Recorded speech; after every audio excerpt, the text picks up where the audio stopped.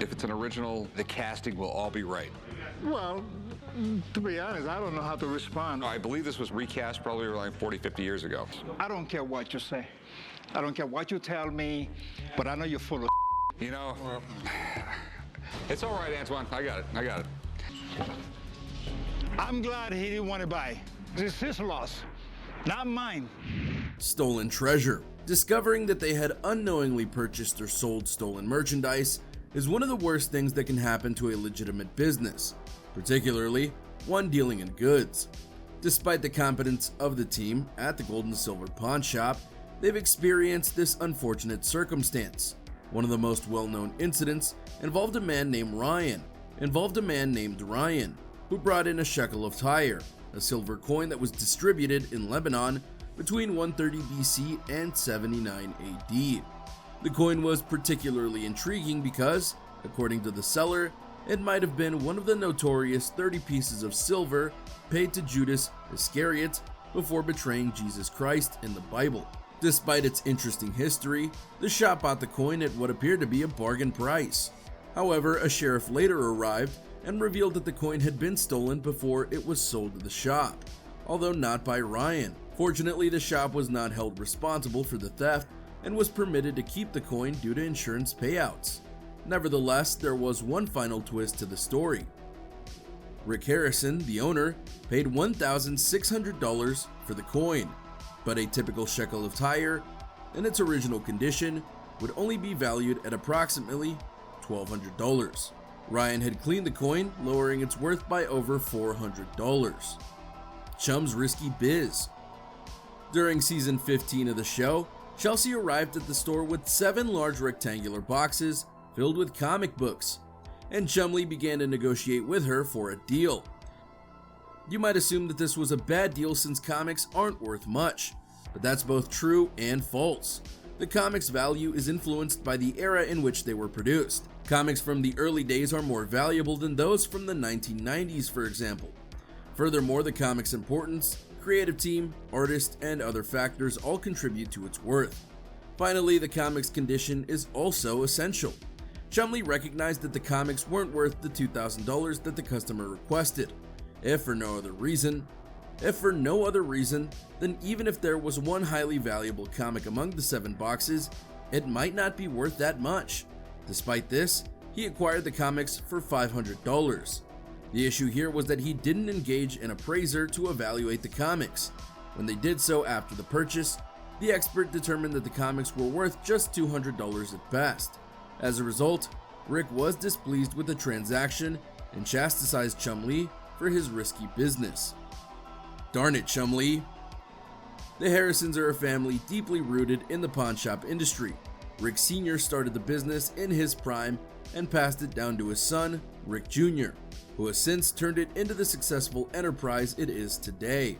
Corey, Rick Jr.'s son, is equally knowledgeable in the industry. However, Chumley, who is known for his humorous and sometimes dim-witted personality, was brought into the team due to his friendship with Corey. While he is a fan favorite, he's made several mistakes by buying items for more than their worth. For instance, he once purchased a Gibson mandolin for $1,500, despite being instructed not to spend over $1,000. He remembered Rick Harrison expressing interest in a similar mandolin and thought he had made a smart purchase. Unfortunately, it turned out to be a fake, worth only $100 after an expert examined it.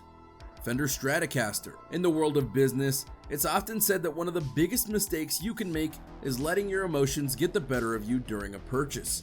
This is especially true when dealing with savvy sellers who may try to take advantage of your emotional attachment.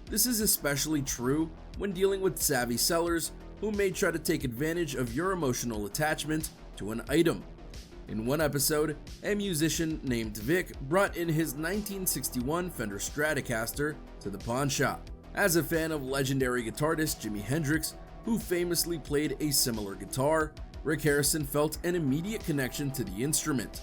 Despite the fact that the guitar was not owned by a major celebrity and was valued at a steep $55,000, Rick decided to buy it anyway.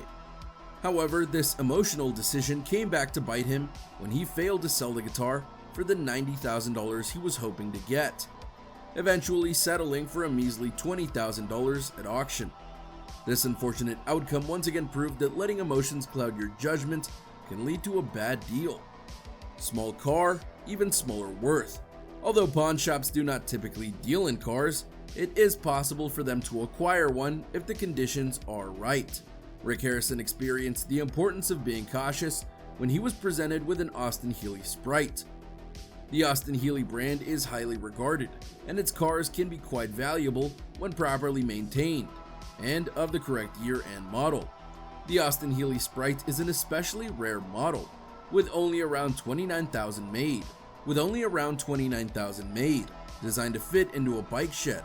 Despite the car not starting, Rick was interested and bought it for $5,000. However, after taking it to his mechanic, he discovered that the damage was far more extensive than the owner had disclosed, requiring $6,000 in repairs to restore the vehicle's authenticity and functionality.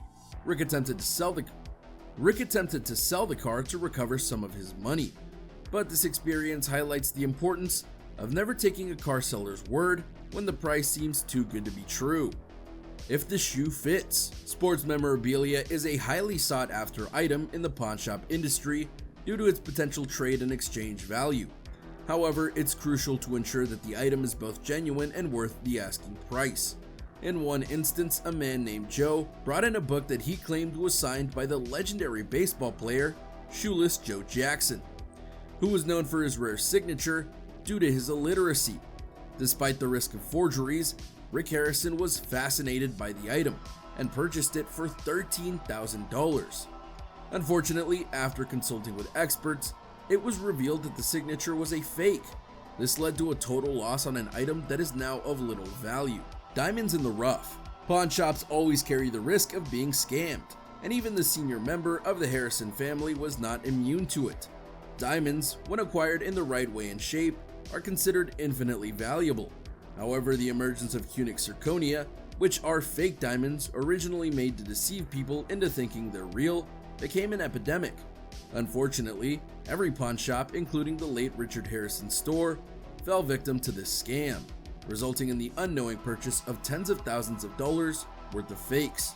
The only silver lining was the development of a test to differentiate between real and fake diamonds. Corey Harrison, Richard's grandson, even created a video demonstrating how to identify these fake diamonds. Although this was a significant loss, it is unlikely to happen again unless Chumleys involved. What do you think about these bad deals made by the Pawn Stars? Which one was the worst in your opinion? And which one do you consider a necessary risk? Let us know in the comments down below, and don't forget to subscribe for more.